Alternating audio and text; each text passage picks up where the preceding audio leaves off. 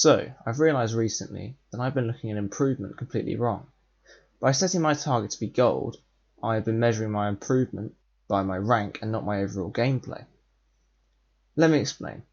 If I were to base my improvement completely on rank, it would mean that if my rank has gotten lower, I've gotten worse, and if my rank increases, I've gotten better.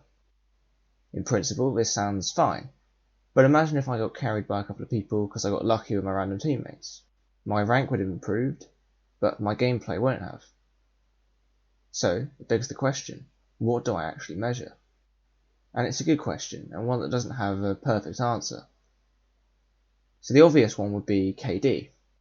If you don't know, KD is how many kills I get per one death.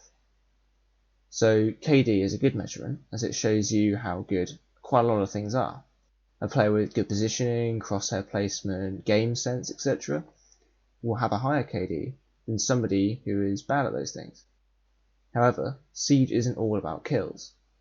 Playing time on defense and planting the diffuser doesn't always better your KD, but it will certainly win you more rounds than going for KD, taking out 2 or 3 enemies, and then get killed.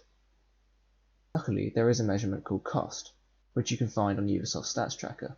It stands for kill, objective, survival, and trade. So let's check. We'll look from the start of October to the 4th of November, which is when I'm recording this. And we'll compare it to August, I would say. So, for this month, we have a 60.4% cost. And basically what this is the percentage of rounds where I've either got a kill, survived, played objective, which means planted or played time, or traded, where the player who killed me is killed within at least 5 seconds of my death. This is up from August's 54.5%, so I definitely improved. Anyway, enough feeling good about myself. What can I actually do to improve? So I've been making some notes about my gameplay and where I'm falling. And so there are 3 main things that are repeatedly getting me killed. These are over-peaking on defense, overconfidence, and tilting. So let's look at the first one. Over-peaking on defense. I don't know how I'm going to stop myself from over-peaking. I know it's been a problem for a while, and it still hasn't really gotten better. But it's just a bad habit that I need to break out of. And I think that's only going to come with time and just slowly getting into the habit of just not peaking. There are of course times to be aggressive on defense, but most of the time you want the attacking side to be wasting as much utility and time on you as possible. It puts pressure on the attacking team if they know there's another shield they need to clear or a roamer that's unaccounted for, when they have less than a minute left on the clock. Wide swinging blue with the SMG-11 with 3 canisters in my back pocket is definitely not the play.